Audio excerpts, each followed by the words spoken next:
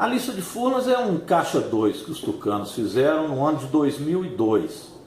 Esse caixa 2 recebia dinheiro de diversas empresas que forneciam material e faziam um serviço para Furnas. A lista de Furnas, na verdade, é um relatório apresentado pelo Dimas Fabiano Toledo do que ele conseguiu arrecadar em Furnas e para onde ele destinou. Dimas Toledo, ele foi diretor de engenharia, diretor de construção e planejamento da Furnas. Ele era politicamente sustentado pelos políticos de Minas Gerais e o Aécio, quando foi assumindo o protagonismo de Minas, passou a ser o padrinho político dele. Eles montaram então uma caixinha e com base nesse caixa as campanhas tucanas recebiam recursos. Segundo Dimas Toledo, repito, ele que assina a lista vai demonstrando quais as empresas entregaram dinheiro e quais os políticos que receberam. Todos esses políticos eram da base do governo Fernando Henrique Cardoso. Todos. Não tem nenhum da oposição, não tem nenhum de outro partido que não fosse um partido que dava na época sustentação ao Fernando Henrique. Os que mais receberam foram Aécio Neves, José Serra e Geraldo Alckmin, que eram candidatos aos cargos majoritários de governos do Estado, Minas Gerais e São Paulo, e presidência da República.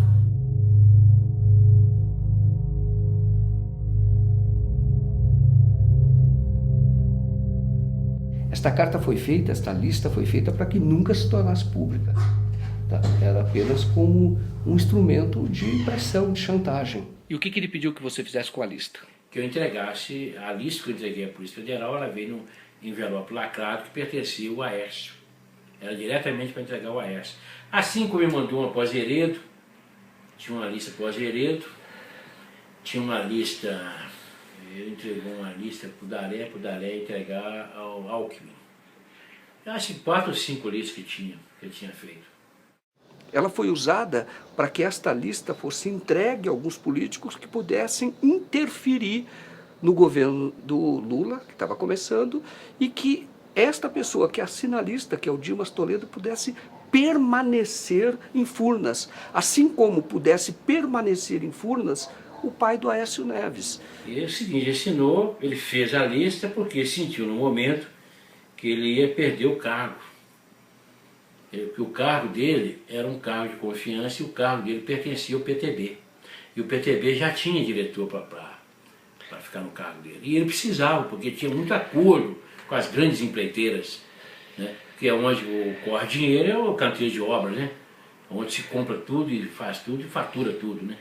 Nas questões que envolvem Furnas, o senhor poderia relatar sinteticamente este caso que o senhor recebeu a informação do diretor Dimas?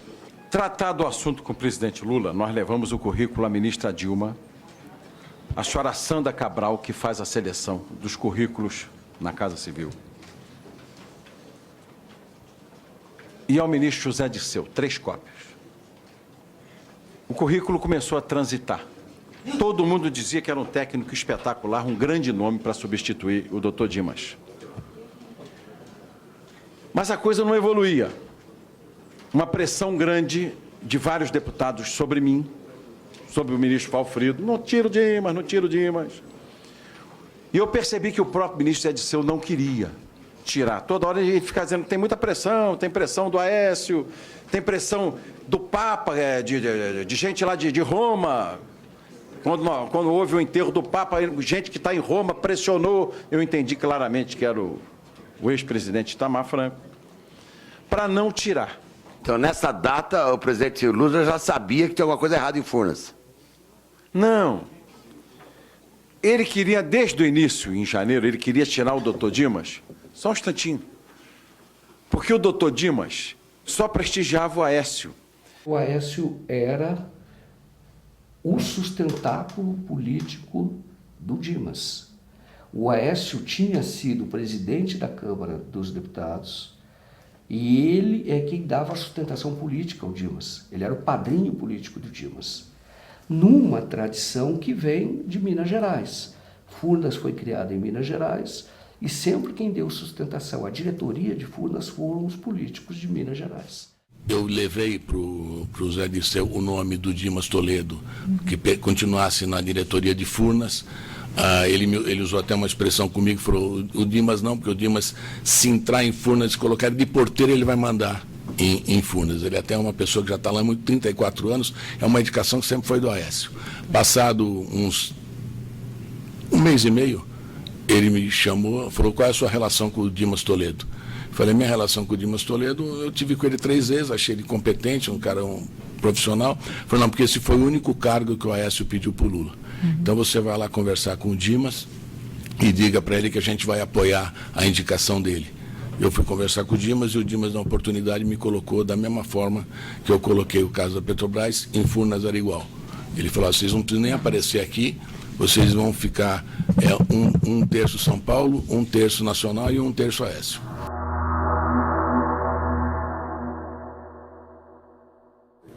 Onde que o Aécio aparece nessa lista?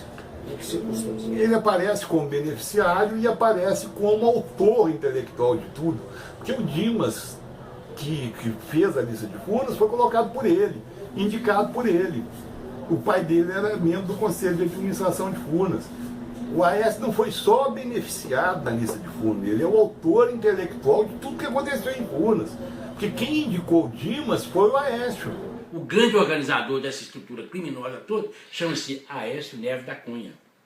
Ele que arquitetou tudo isso. A relação do Aécio com a lista é não apenas de receptor, mas também de organizador, através de sua campanha, do Caixa 2 e distribuição disso nacionalmente, onde vão entrar políticos do PSDB, como já disse, de São Paulo, mas também do Rio de Janeiro, da Bahia, de toda parte do Brasil.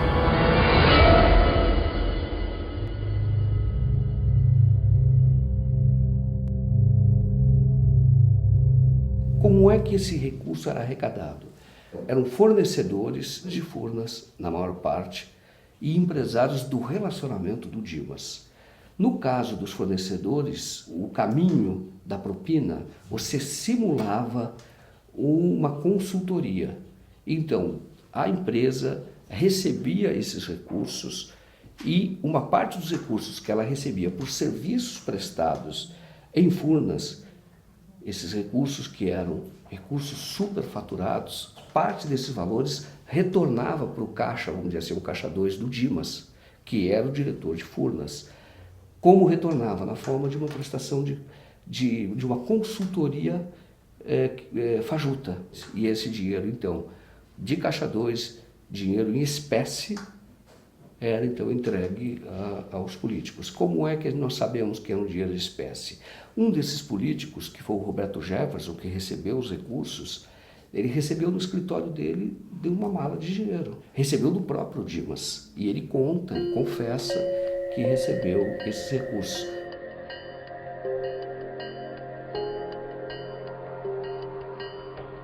Outro é um deputado estadual, presidente da Assembleia de Minas Gerais, Antônio Júlio, que recebeu, também diz que recebeu os recursos em espécie do Dimas Toledo, que é de Minas Gerais.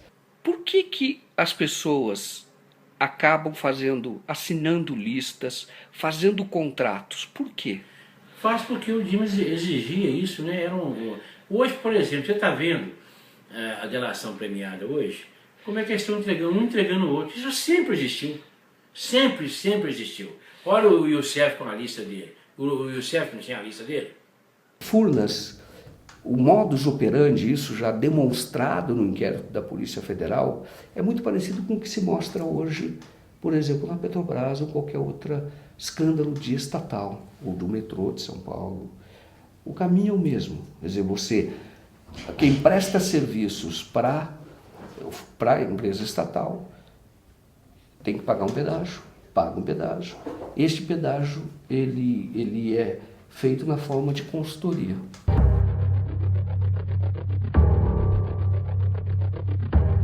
Alguma vez você entregou dinheiro de algum esquema para Andréa Neves? A Andréa recebia dinheiro. Sempre recebeu. Ela usava algumas firmas de fachada. O dinheiro vinha de onde? O dinheiro vinha todo do esquema. Pode dizer algum? Vinha da Toshiba, vinha... O Dimas apurava o dinheiro e mandava entregar.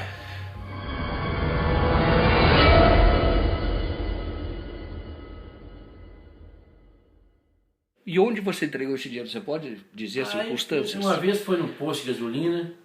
Onde o posto? Na Rua do Ouro ali, na Rua do Ouro. Tinha um posto de gasolina, nem sei se tem um posto. Como é que entrega? Como é que é isso? Eu não A entendo. pessoa vai, marca e fica no carro, a gente vai, abre o capô, vai lá e põe a bolsa com dinheiro. Porta-mala? Porta-mala. E quem estava no volante? Sempre tem motorista, né?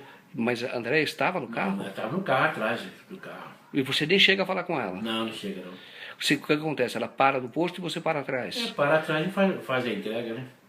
Você fez isso? Fiz já umas 4 vezes para ela. Entregou dinheiro para ela? Entreguei. Valor de quanto, você sabe? Uma vez foi em 2.500.000, tudo em nota de 100 contado, e já vinha tudo, um monte de horaria, né? Outra vez mais ou menos 600.000, teve uma outra foi 200 e poucos mil reais, e assim vai. Você tem condição de provar o que você fala? O que eu falo, tudo foi documentado. Tudo meu foi documentado. A Andréia está na lista como a pessoa que ela viabiliza os recursos para um comitê de prefeitos. Ela recebe esses recursos. Agora, a Andréia não está só na lista. A Andréia é indiretamente citada pelo Alberto Youssef, doleiro de Curitiba. O senhor sabe quem era o operador do PSDB na época? A gente sabe por ouvir dizer, né? Então, ouvi dizer, né? Não tenho certeza, não posso afirmar, mas diziam que era a irmã dele, irmã do Aécio. O senhor ouviu isso de quem? Ouvi do seu José, ouvi do próprio Daré, né? O senhor falou que o Antônio Daré comentou com o senhor. O que o senhor lembra dessa conversa? O que ele falava? Algum dado específico? Algum lugar? Não, às vezes ele estava discutindo valores com o seu José e aí falava, pô, eu não posso pagar mais que isso, porque ainda tem a parte do PSDB, esse tipo de coisa. Então aí você acaba escutando. O Youssef, réu confesso, operador confesso, ele dizia o seguinte, que ele operava para um político do PP, do Janene, que é do Paraná, o estado dele também. Falecido já. Então, ele tinha lá, o PP tinha os seus recursos ali. E quem ia buscar esses recursos? Youssef. Uma vez ele foi buscar esse recurso no dono de uma empresa de Bauru, chamada Bauruense, que é uma grande prestadora de serviços para Furnas e, segundo o que a Polícia Federal descobriu e o Ministério Público denunciou, Bauruense prestava serviços superfaturados para Furnas.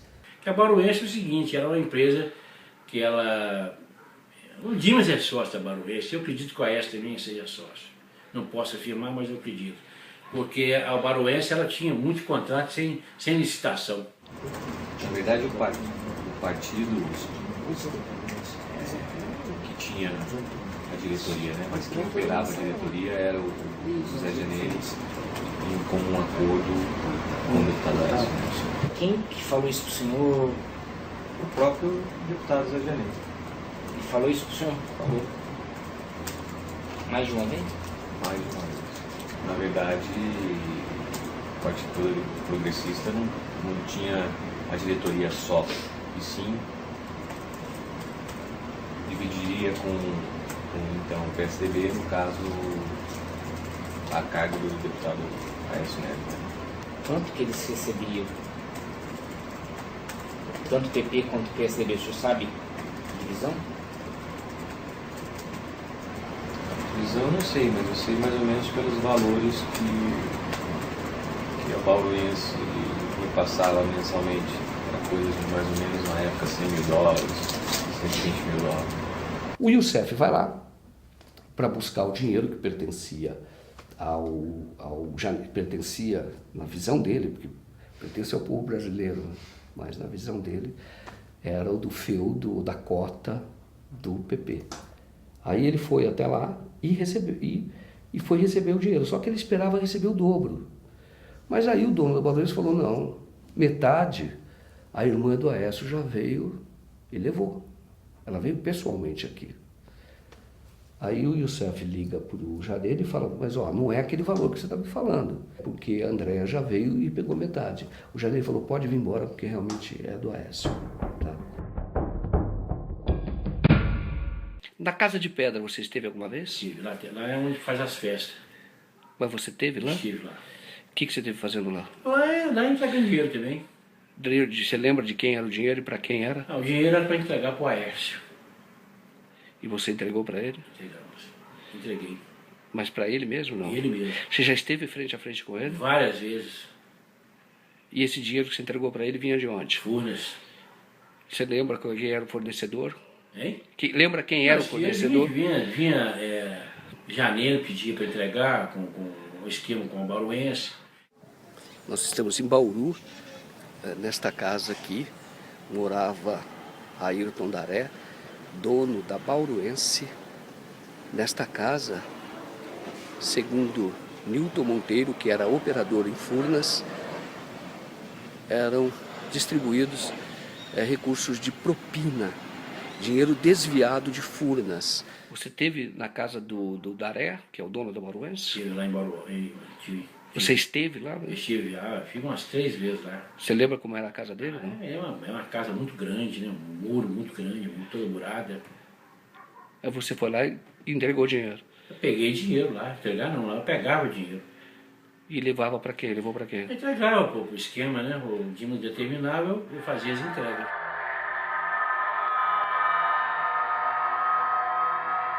Assim que eu recebi esse material, eu entreguei para a Polícia Federal ainda um xerox de cópia autenticada. A Polícia Federal, de posse daquilo, disse que não poderia saber se era verdadeiro ou falso, visto ser ainda de xerox. Aí ele pressiona o Nilton para que o Nilton entregue a lista original. E o Nilton, então, num dia quando todo mundo dizia a lista é falsa, este homem, o Nilton Monteiro, é um estelionatário, um falsificador. Quando todo mundo dizia isso, vai o senhor Nilton, vai e entrega à Polícia Federal original. A verdadeira lista de Furnas, ela foi apreendida pelo Praxedes em 2006. Ela foi apreendida após o Roberto Jefferson denunciar o esquema. E o Milton Monteiro foi levar a lista na Polícia Federal, o Praxedes tomou a lista dele e apreendeu. Esta lista foi entregue por Nilton Monteiro na sede da Polícia Federal aqui em Minas Gerais e depois de mais ou menos um mês, feito o exame grafotécnico, a Polícia Federal detectou então que ela era verdadeira e autêntica. A assinatura é do Dimas, o documento foi impresso, todas as folhas na mesma impressora, tem lá a mesma marquinha das impressoras, então não tem nenhum sinal de adulteração, então não há dúvida de que a lista era verdadeira. A estrutura policial de Minas Gerais a serviço do PSDB simulou a existência de outras listas que eram falsas. Realmente as duas eram falsas, mas foi falsificado por eles.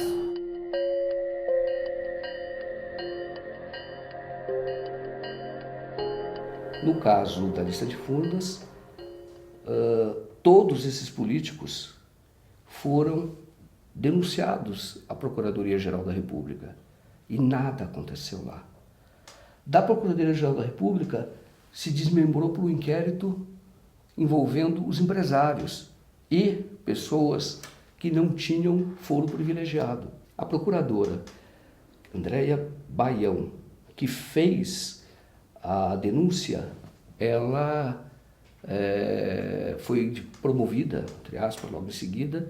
A denúncia chegou ao juiz federal, o juiz decidiu que, curiosamente, embora envolvesse uma empresa estatal federal, não era assunto da Justiça Federal, remeteu todo esse processo, que já fruto de uma investigação de 3 a 4 anos, remeteu todo esse processo para a Justiça Estadual do Rio de Janeiro, a Justiça Estadual do Rio de Janeiro, o Ministério Público Estadual do Rio de Janeiro, que poderia ter denunciado essas pessoas, remeteu para a Polícia Civil, o delegado, e o processo então voltou para a ponta.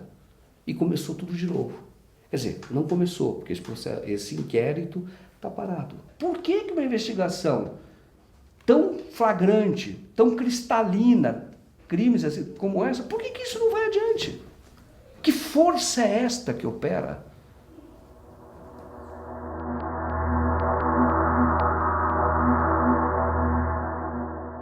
Na época em que o Aécio se prepara para disputar a eleição, em 2014 para presidente, ele já estava circulando, já estava com a pré-campanha dele na rua. Você tem, alguns meses antes, você tem o Nilton Monteiro preso. Nilton Monteiro é quem conseguiu essa lista e entregou o original à Polícia Federal. Foi muito perseguido. Ele tinha outras denúncias contra ele e a Polícia Civil em Minas, essa polícia ligada ao senador Aécio Neves, policiais civis, não a polícia, policiais civis ligados ao senador Aécio Neves, acabaram por armar contra ele e ele foi preso por outras questões, jamais pelo caso de Furnas, que aliás ele ganhou na justiça quando o acionaram.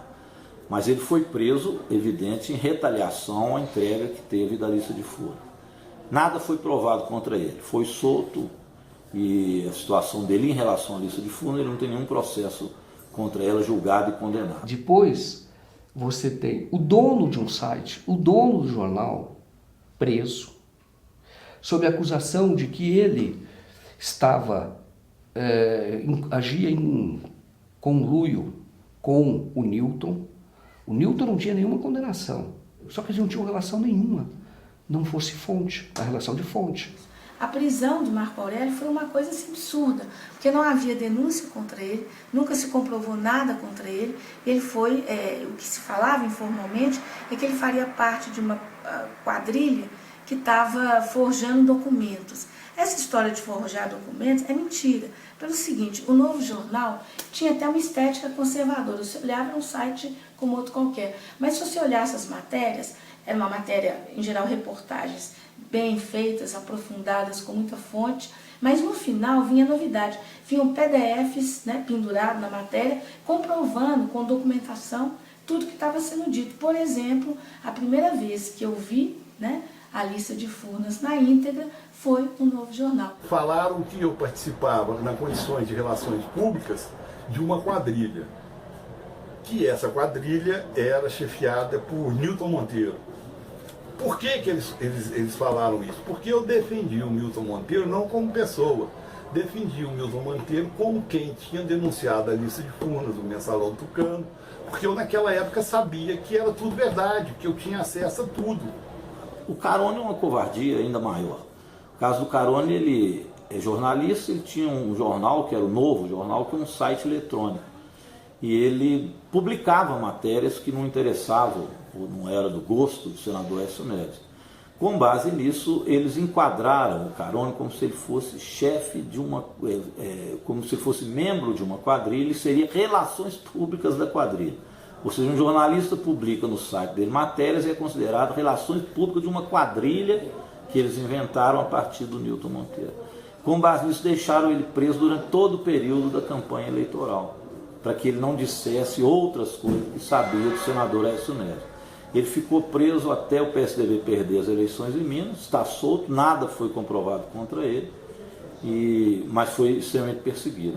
Você ficou preso realmente durante o período de campanha? Da eleição, Durante o período de campanha você fiquei 9 meses e 20 dias. O que te aconteceu lá? Não é bom comentar não, é muito triste, é uma coisa desagradável. Os 3 últimos meses eu fiquei em isolamento absoluto. A minha relação lá, embora eu não possa reclamar dos detentos, meus colegas, né? Hoje eu tenho, além de identidade, eu tenho o Infopeng, que é a identidade do preso, né? E eles me trataram muito bem, me protegeram muito, sabiam que a coisa era política. Os próprios agentes sabiam que a coisa era política, tentavam me proteger, mas a direção não deixava. Eu dependo de remédios, porque eu tenho pressão alta, eu tenho diabetes, e eles suspenderam tudo. Aí eu tive um infarto, tive um AVC, e fiquei praticamente 9 meses deitado, o que acabou resultando na atrofia da minha bacia, que ficou com a diferença na perna de 15 centímetros, que eu estava recuperando de uma cirurgia quando fui preso. O que exatamente vocês falavam da lista de Furnas no jornal?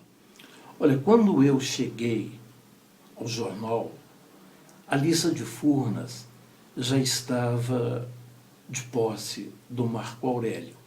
E havia uma campanha generalizada dos tucanos no sentido de dizer que a lista era falsa, quando nós tínhamos uma cópia do laudo da Polícia Federal dizendo que era verdadeira. E não é cabível crer que a Polícia Federal do Brasil ia falsificar, ou melhor, ia atestar como válido um documento falso. E foi essa lista que o Carone, o Novo Jornal e o Geraldo Elísio publicaram em primeira mão.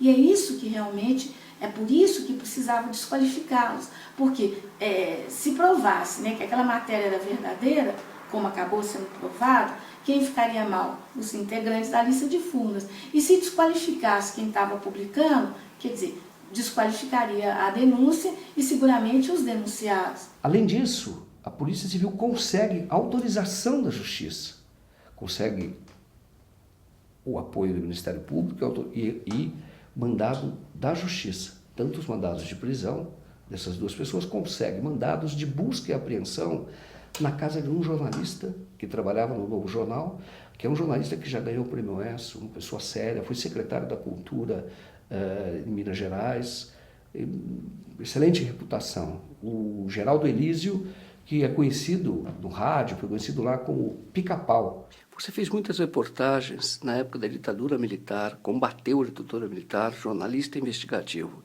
Você esperava sofrer uma busca e apreensão, revirar, levar seu computador aqui da tua casa, e também a prisão do dono do site onde você trabalhava, em pleno regime democrático? Nunca. Agiram com mais violência, infringiram mais a ordem democrática do que os próprios militares dentro do regime de governos militares.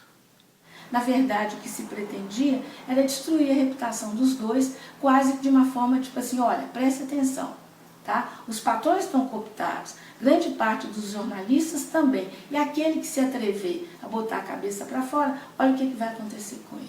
Além disso, também a Justiça autoriza, a Polícia Civil pede, o Ministério Público concorda, a polícia autoriza o mandado de busca no advogado do Newton e do Carone. Isso é absolutamente inusitado, isso é um atentado. Você, por exemplo, fazer atentado contra a imprensa é muito grave. Você entrar na casa de um advogado e no escritório dele fazer busca e apreensão é tão grave ou talvez mais grave do que isso. Porque existe realmente o advogado, ele tem segredos dos seus clientes. E você, a não ser que o advogado esteja envolvido em crime diretamente, você não pode fazer isso. E isso foi feito lá. Quem mexeu com lista de Furnas aqui em Minas foi perseguido. Eu quase tive mandato cassado, os outros dois foram presos, sendo que o Carone por pouco não tinha um infarto e morria na cadeia. Felizmente conseguiu sobreviver, mas essa é a realidade, o fato sobre a lista de Furnas. Mas existe liberdade de expressão no Brasil? Existe, teoricamente existe liberdade de expressão, sim. Ou deveria existir. Mas no Brasil, o que eles não conseguem censurar através da censura econômica, eles censuram através da censura judicial, em último caso, na prisão. Essa é a verdade sobre o Brasil hoje. Isso aconteceu em Minas. Isso aconteceu em Minas não foi há muito tempo atrás. Isso aconteceu em Minas no ano passado.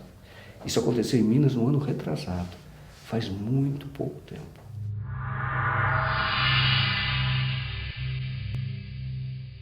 Existe no Brasil algo que incomoda qualquer pessoa que tenha amor pela justiça ou pela democracia, que é 2 pesos e 2 medidas. Se você investiga, investiga todo mundo. Não passa a mensagem que você está passando hoje, de é o seguinte, se você se envolver com um determinado grupo político, você vai ser massacrado. E se você se envolver com outro grupo político, você será poupado. Isso vai destruir a democracia no Brasil. Ô Dilton, você estaria disposto a fazer uma delação premiada? Eu já estou a caminho de fazer um acordo muito grande. E para você fazer esse acordo, você precisa do quê? Eu preciso que meus casos sejam federalizados, pegar todos esses inquéritos que eles me indiciaram e me denunciaram e levar tudo para a Polícia Federal e fazer perícia da Polícia Federal. Porque eu confio na Polícia Federal. Tenho esperança porque agora esses 3 fatos se ligaram. A lista de Furnas, a denúncia da doutora Andréia Baião e agora a denúncia do delator Alberto Youssef. Quando as 3 se interligaram, eu entreguei, junto com o deputado federal Padre João e o deputado Adelmo Leão, a lista nas mãos do doutor Janot, explicando para ele tintim por tintim isso que eu estou falando aqui. Levamos as provas e conclusões.